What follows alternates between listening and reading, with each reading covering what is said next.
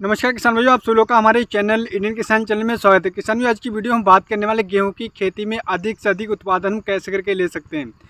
किसान भाइयों, गेहूं की अच्छी किस्म लेने से, डीएपी उसमें एनपीके डालने से आप अधिक उत्पादन नहीं ले सकते। और भी कुछ ऐसे बहुत सारे कार्य होते हैं जो हमें करने होते हैं। तो इस वीडियो में हम बात करेंगे खेत की जुताई से लेकर माइक्रो न्यूट्रॉन्स की पूर्ति तक ऐसी कौन कौन सी बातें हैं जो हमें ध्यान रखना चाहिए, जिससे हम आने वाले समय गेहूँ की फसल से बेहद अच्छा रिकात्मक पैदावार ले सके। तो इसके लिए आप इस वीडियो को पूरा अंत तक देखते रहिएगा। इस वीडियो को बिल्कुल भी स्किप मत करिए। कुछ ऐसी महत्वपूर्ण चीज़ें जो आपको समझना बहुत ही ज़रूरी है आज की इस वीडियो में। तो इसके लिए आप इस वीडियो को पूरा अंत तक जरूर देखिएगा। यदि आप हमारे चैनल पर नए हैं तो कृपया करके हमारे चैनल को सब्सक्राइब करिएगा और हमारे इस वीडियो को अधिक से अधिक हमारे सभी किसान भाइयों के साथ शेयर करें, जिससे जो हमारी बातें हैं हमारे सभी किसान भाइयों तक पहुँच सके, वो अपनी आने वाले समय में गेहूँ की फसल से बेहद अच्छा रिकात्मक पैदावार ले सके। तो आइएगा हम शुरू करते हैं किसान भाइयों की ऐसी कौन सी बातें हैं जो हमें ध्यान रखना चाहिए। अगर आप गेहूँ की खेती करें, जैसे कि इस समय पर गेहूँ की बुआई स्टार्ट होने वाली, तो इसके लिए आप इस वीडियो को देखना बहुत ही ज़रूरी है। तो आइएगा हम शुरू करते हैं। सबसे पहले जो गलती हमारे किसान भाई करते हैं कि खेत की तैयारी और खेत की जुताई सही तरीके से नहीं कर पाते, जिस वजह से उन्हें काफ़ी ज़्यादा हानि देखने को मिलती है। किसान भाई, मैं आपको बताना चाहूँगा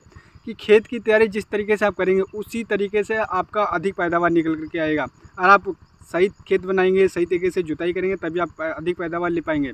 काफ़ी हमारे किसान भाई खेत की अच्छी तरीके से जुताई नहीं कर पाते हैं। उससे ये होता है उनका बीज ऊपर ही पड़ा रहता है। 50% गेहूँ जर्मिनेशन होता है, 50% बर्बाद हो जाता है, गेहूँ सड़ जाता है, ऊपर पड़ा रहता है। तो ऐसी गलती आपको बिल्कुल नहीं है। कम से कम खेत की 3 बार जुताई कराएं, एक बार हायरो से, एक बार कल्टीवेटर से, और उसके बाद में सड़े हुए गोबर की खाद का बेहद जरूरी ध्यान रखना है किसान भाइयों। कम से कम 1 एकड़ में 2 से 3 ट्रॉली सड़े हुए गोबर की खाद का अवश्य प्रयोग करें। और अब भैया आप सड़े हुए गोबर की खाद का प्रयोग नहीं करते तो उस समय पर आपको रासायनिक उर्वरकों पर निर्भर रहना पड़ता है। तो वहीं आपको रासायनिक खादों का ध्यान रखना है। तो पहले तो आप कोशिश करें कि सड़े हुए गोबर की खाद का अवश्य प्रयोग करें, क्योंकि हमारे काफ़ी किसान भी फसल चक्कर नहीं अपनाते हैं। तो जिस वजह से हमें सड़े हुए गोबर की खाद का प्रयोग अवश्य करना है। कम से कम 2 ट्राली सड़े हुए गोबर की खाद का इस्तेमाल जरूर करें। तो यानी कि पहले ही आपको जुताई करना है हैरो से, उसके बाद एक बार कल्टीवेटर से, उसके बाद में आपको सड़े हुए गोबर की खाद डालें, फिर रूटावेटर से अच्छी तरीके से खेत की जुताई करके मिट्टी को भुरभुरा, यानी कम से कम 4 से 5 इंच मिट्टी आपकी भुरभुरी हो जाना चाहिए।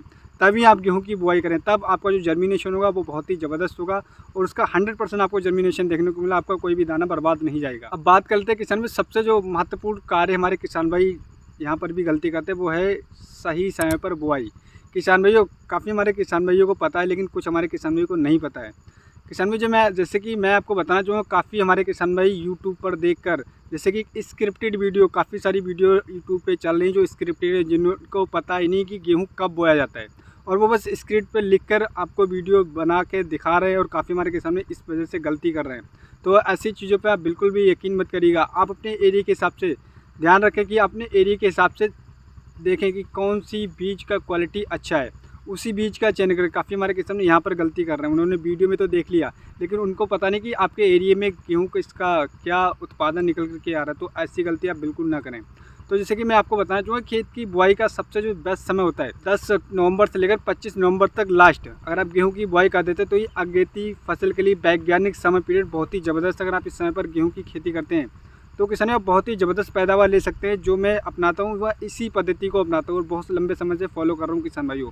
10 नवंबर से लेकर 25 नवंबर तक हमारी बुआई कंप्लीट हो जाती है और उसके बाद में हम कोई भी गेहूं की बुआई नहीं करते। तो आप इस तरीके से गेहूं की बुआई करें। और दूसरी चीज़ आप किसान भाइयों ध्यान रखना है कि आपको बीज का चयन, जैसे कि मैंने आपको पहले बताया, काफ़ी हमारे किसान भाई गलती करते हैं। वो कहीं पोस्ट देख लेते हैं, उस वेराइटी के बारे में पढ़ लेते हैं और गेहूँ की बुआई कर देते हैं। काफ़ी हमारे किसान भाइयों को हमारे एरिया में ऐसा हुआ है। काफ़ी ऐसे यूट्यूब चैनल्स हैं जिनको किसानी के बारे में कुछ नहीं पता, बस वो स्क्रिप्टेड वीडियोज़ आपको बना के दे रहे हैं और उसमें आपको पता ही नहीं लग रहा और आपने अपनी बुआई कर दी। तो ऐसा आपको बिल्कुल नहीं करना। आप अपने एरिया के हिसाब से जो कृषि संशोधन है आपके एरिया में, जो कृषि संशोधन है, वहाँ से आप ज़रूर पता करें कि आपके एरिया में कौन सा बेस्ट वेराइटी है, किसका हम चेंज कर सकते हैं। और बाकी अपने किसानों से आप संपर्क करें, अपने जो आपके पड़ोसी हैं, जो आपके एरिया में किसान से अधिक पैदावार है, तो आप उन किस्मों का चयन करें, तभी आप अच्छा पैदावार ले सकते हैं। अब बात करते हैं किसान की पोषक तत्व की पूर्ति, जैसे कि किसान में नाइट्रोजन, फास्फोरस और पोटास तो आपको देना ही है, और कुछ ऐसे सूक्ष्म पोषक तत्वों की पूर्ति हमें करना होती है जो कि हमारी ज़मीन में पाई जाती है, हमें ऐसे दिखाई नहीं देती, लेकिन जब हमारी फसल तैयार होती है तो उसमें उत्पादन होता है वो कम देखने को मिलता है। बाली का साइज छोटा बड़ा रह जाता है और एक समान निकलती नहीं है, उसमें जो दाना होता है वो बारीक रह जाता है और कहीं कहीं पर बालियाँ सूख भी जाती है, जिससे उन्हें काफ़ी हमारे किसान में 30 से 40% घाटा देखने को मिलता है। तो आपको ध्यान रखना है NPK फास्फोरस देना, उसके साथ में सूक्ष्म पोषक तत्व की बात करें किसान भाइयों, आप गवोज अवस्था में कम से कम एक बार सूक्ष्म पोषक तत्व का अवश्य प्रयोग करें। जैसे कि मैं इससे पहले काफ़ी सारी वीडियो बना चुका हूँ गेहूँ के ऊपर, तो आप वो वीडियो देख सकते हैं। अगर बात करें सूक्ष्म पोषक तत्व की किसान भाई, गवोज अवस्था में आप बोरोन का प्रयोग कर सकते हैं, NPK 05234 का प्रयोग कर सकते हैं। वहीं आप एक चीज़ और महत्वपूर्ण चीज़ पाई जाती है किसान भाइयों की, हमारे काफ़ी किसान भाई जिंक का प्रयोग नहीं करते हैं। किसान भाई आपको जिंक का प्रयोग बेहद ज़रूर करना है आपको, यानी कि बेहद ज़रूरी है हमारे गेहूं की फसल की, क्योंकि आज की जो ज़मीन है 3 से 4 साल से मैं खुद नोटिस करता हूँ, काफ़ी हमारे किसानों की ये सलाह है कि हमारी ज़मीन में जिंक की कमी कहीं ना कहीं पाई जा रही, तो आपको गेहूं की फसल में जिंक का प्रयोग अवश्य करना है। आप जिंक सल्फेट का प्रयोग कर सकते हैं, या जो चिलेटेड जिंक आती है उसकी आप स्प्रे कर सकते हैं। आप कम से कम एक बार अपने खेत में गेहूँ की जिंक का प्रयोग अवश्य करें, तभी आपको जो पैदावार उससे ये होगा कि आपकी फसल अच्छी तरीके से ग्रोथ करेगी, उसका जो बढ़वार अच्छी तरीके से होगा, बालियों का फुटा भी एक समान होगा, दाना आपका मोटा वजनदार चमकीला, और आपकी फसल पीली नहीं पड़ेगी। ये आपको ध्यान रखना है। अब जो बात है किसान भाई, सबसे ज़्यादा महत्वपूर्ण ये बात है किसान भाइयों, वो है सिंचाई। क्योंकि आपने अच्छा बीज लगा दिया, अच्छी आपने खाद का प्रयोग कर दिया, और आपने बहुत सारे फर्टिलाइजर का प्रयोग कर दिया, लेकिन आपने सिंचाई पर ध्यान नहीं दिया, तो आपकी वहीं पर पैदावार 50% घट गई किसान भाइयों। क्योंकि काफ़ी हमारे किसान भाइयों का ऐसा हुआ है, वो अपनी मर्जी के हिसाब से सिंचाई करते थे। तो आपको अपने आप को अपडेट करना है, जो आप पिछली पद्धति से लगाते चले कि 15 दिन में लगा दिया, 20 दिन में लगा दिया, 25 दिन में लगा दिया, तो उस पद्धति को आपको फॉलो नहीं करना है। आपको अपने आप को अपडेट करना है, अगर आप अपनी गेहूँ की फसल से बेहद अच्छा पैदावार लेना चाहते हैं, क्योंकि बहुत सारी चीज़ें अपडेट हो चुकी, तो अपने आप को अपडेट करना किसान भी बहुत ही ज़रूरी है। सिंचाई की बात करें किसान, जैसे आपने गेहूँ की बुआई अगर अगेती करी, तो आपको कम से कम 21 से 22 दिन में पहले सिंचाई कर देना, और उसके बाद में आपको चेक करना है कि आपकी ज़मीन में लड्डू बनना है, अगर नहीं बनना तो आपको दूसरी सिंचाई करना है। उसके बाद में जैसे कि 20 दिन में आपको अवश्य सिंचाई करना है। अगर आपको लगता है कि 20 दिन से अधिक आपकी ज़मीन में लड्डू बनना, तो आप उसके बाद में कर सकते हैं। लेकिन आपको ध्यान रखना है कि आपको अपनी ज़मीन को चेक करना है, अपनी फसल को चेक करना है कि उसमें फसल में अगर सिंचाई की ज़रूरत है तो आपको सिंचाई अवश्य करना है, क्योंकि सिंचाई आपको लेट बिल्कुल नहीं करना। सिंचाई अगर लेट करेंगे तो आपका दाना बारीक रह जाएगा, बाली का साइज़ छोटा पड़ जाएगा, और आपका जो बाली होगी वो कहीं कहीं सफ़ेद भी पड़ती है, काफ़ी सारी उस समस्याओं का देखने को मिलती है। तो आपको ये गलतियाँ नहीं करनी। किसान भाई मैं उम्मीद करता हूँ मैं आपको एक सही और एक सटीक जानकारी दे पाऊँ।